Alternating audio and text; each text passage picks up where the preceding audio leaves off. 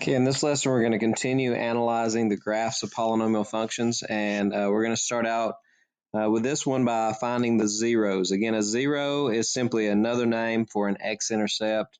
The point at which the function intersects the x-axis is what we're talking about today.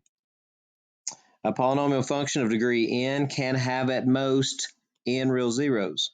You're not ever going to have, if it's an x squared, you're going to have at most 2. X to the third, you're not going to have more than 3. That's all you're looking for.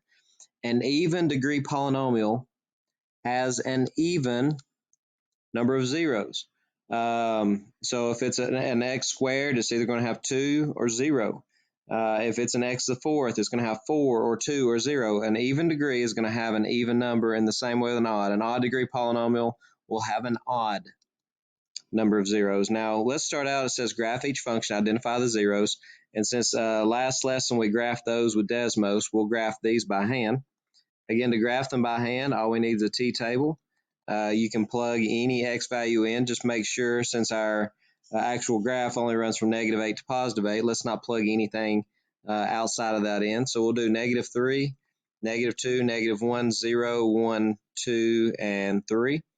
Plug these in. We're going to raise it to the third, raise it to the second, and here we got -2 or -2 times it. So I'll plug in -3 for you. F of -3. -3 to the third would be a -27. -3 to the second would be a +9. And then a -2 times -3 would be a +6. So that'd be -27 plus 9 is -18 plus 6 is -12. Plug the rest of them in the exact same way, and here's what you're going to get. Okay, there's our finished table. And hopefully you remember something about x-intercepts. At an x-intercept, your y value is 0. So without even graphing it, we can already identify our zeros here. Reminder also that an x to the third will have at most 3, so you're not looking for more than 3. Also, if you remember your n shape, where as you go to positive infinity or negative infinity, the n behavior of your graph is going to go up and it's going to come down. You kind of might be able to figure out the basic shape of this graph as well. It should look something like this. So let's plot our points. And let's see what our graph looks like. And here I've plotted my points. Again, you see that basic x to the third. As we go to the right, we go up. As we go to the left, we go down. It's got the one extra hump in the middle. This would be the picture of this graph. So again, it just says identify the zeros. So our x-intercepts or our zeros are -2, 0, and 1. That's where it crosses the x-axis. The second one, again, let's make a t-table. Table of values. A -x to the fourth, if you don't remember your n behavior, an even power, well, first off, x squared looks like this. And x to the fourth would look very similar, except for it might have an extra hump or something in the middle, kind of a W shape. But a negative, we'll flip this thing over. So my graph will look something like this. However, let's plug in some actual numbers and see what we get. And we'll try the exact same ones, -3, -2, 1, 0, 1, 2, and 3. Plugging those in, the biggest thing that I want to make sure that you do correctly, this very first term, -x to the fourth. Make sure as you plug these in, let's do it for you. -3, when you plug it in, you raise it to the fourth first, and then you leave the negative out front. So -3 to the fourth is 81. That negative stays because, again, it's x to the fourth first and then negative. When you plug in the -3 here, that's -3 to the third, which is -27 times 4 is a -108. -3 to the second is 9 times a -2 is a -18. A -3 times a -4 is a +12, and then plus 3. Combine all those, and I get -192, which I don't think is going to fit on my graph. So let's go ahead and plug in the rest and see what we get there. Okay, here you see the actual graph, and again, it's that general shape that I was describing. It's like an upside down parabola, except for instead of x squared, it's x to the fourth. So that's going to put this extra little hump in the middle here. Our zeros, though, here, here, and here, or you can look and see, and it crosses, touches there, and then crosses. Now, there's something special about this little point right here, and we'll talk more about that in just a second, to where it actually doesn't cross. It comes down and it touches there, and then it goes back up. But your zeros there, at most, you're going to have 4, or -1, +1, and 3. And again, we might say, well, I thought I was supposed to have an even number of roots. Since it's an even power, there's an even number of roots, and there will be.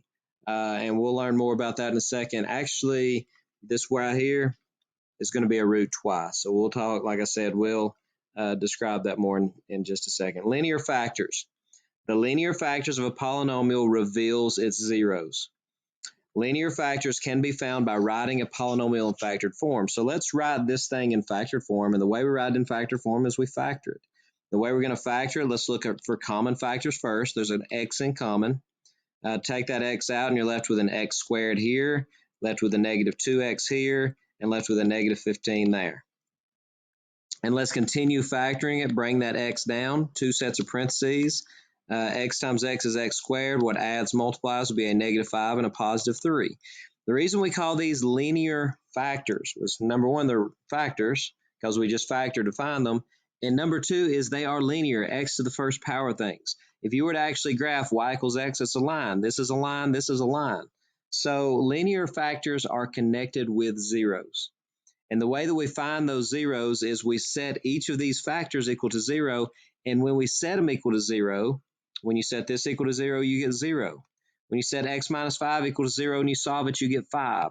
When you set x plus 3 equal to 0 and solve it, you get negative 3. So when your linear factors are x, x minus 5, and x plus 3, these are the zeros or the x-intercepts associated with them. Okay, now here's what I was discussing a while ago, multiplicity.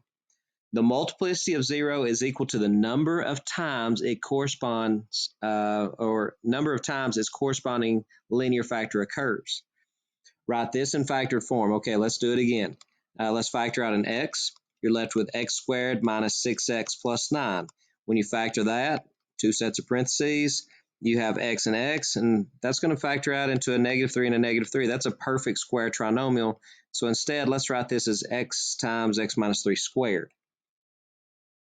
What are the zeros and what are their multiplicities? So when we set this equal to 0, I get x is equal to 0. When I set this equal to 0, I get x is equal to 3. However, there are two of these.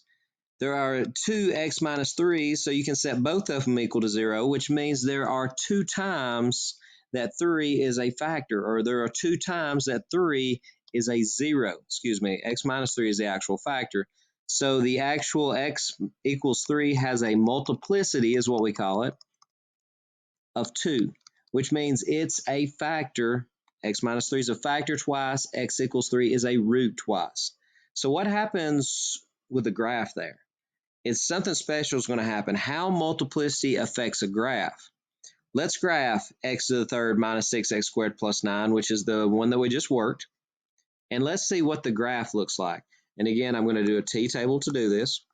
X and y's, we can plug in negative 3, negative 2, negative 1, 0, 1, 2, 3. And I'm going to go ahead and plug in 4 because I want you to see what's going to happen on the other side of 3. And I'm going to plug those in for you. Okay, so here's the completed chart, and here's a picture of your graph.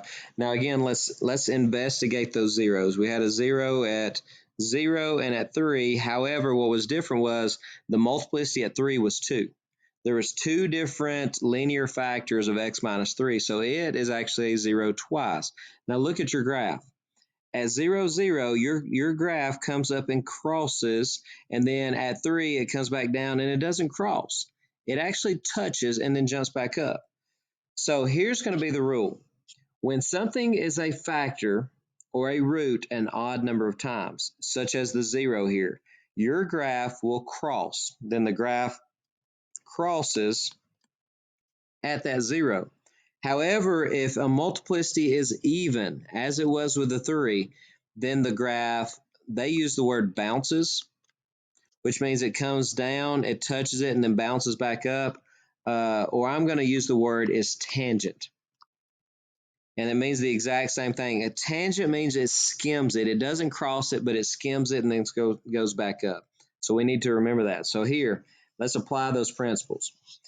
Set each of these factors equal to 0, and we'll learn that since x plus 7 is a factor, it means negative 7 is a 0. Since 2x plus 1, you can set that equal to 0. Move the 1 over, divide by 2 gives you negative 1/2 is a 0. And since x minus 4 is a factor, that means that 4 is a root. The multiplicities, x minus 7 is a root twice. 2x minus 1 or 2x plus 1 is a factor once, so that means negative 1/2 is a root once. And 4 is going to be a root 3 times. So the effect, is it going to cross there or is it going to be tangent there? Since you have an even multiplicity here, the result, the effect, is it's going to be tangent at that point, or it's going to bounce there. Multiplicity of 1 means it's going to cross there. And a multiplicity of 3, since that is an odd number, means it's going to cross there as well. Let's work another one. Now this one they actually have us factor it. First thing was we got to factor out an x squared. We're left with x squared minus 2x minus 8. We can now factor that. That's going to be x squared times 2 sets of parentheses, adds, multiplies, will be a negative 4 and a positive 2. So my roots, I'm going to set each of these factors equal to 0, and that gives me x is 0, x is 4, and x is negative 2.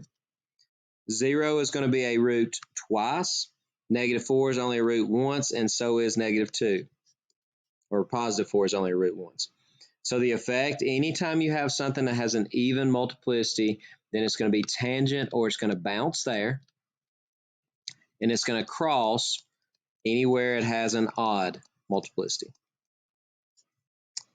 Next up, number 8 says a polynomial function has a 0 at negative 6, that's a multiplicity of 2, and has a 0 at 2 with a multiplicity of 1. Write the polynomial function in standard form that could represent this. Okay, this is pretty easy. Since negative 6 is a 0, well, what obtained that 0 would be a factor of x plus 6, because what would you set equal to 0 to get a negative 6? X plus 6. Since it has a multiplicity of 2, that means we need to put a 2 up here. And also, since 2 is a root, then x minus 2 must be a factor, because that's what would force it to have 2 as a root. Since it has a multiplicity of 1, you don't really have to put the 1 that's understood. Now, you could leave your answer like that, but just for extra practice, let's go ahead and multiply this out. There's a shortcut for squaring a binomial. Here it is. Square the first, multiply the 2 together and double it, and then square the second. And we've got to multiply that by x minus 2, so let's distribute. And again, you can actually do x times all 3, and you can do it backwards. It doesn't matter what order. If you put this stuff in the front or if you put it at the back, x times x squared, x times 12x, and x times 36.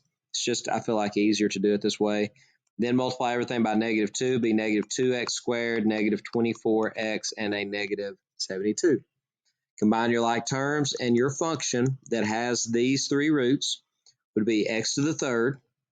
Combine your x squareds would be negative or a positive 10x squared. 36x minus 24x is a positive 12x, bring down negative 72. That function would have negative 6 as a root twice and 2 as a root once.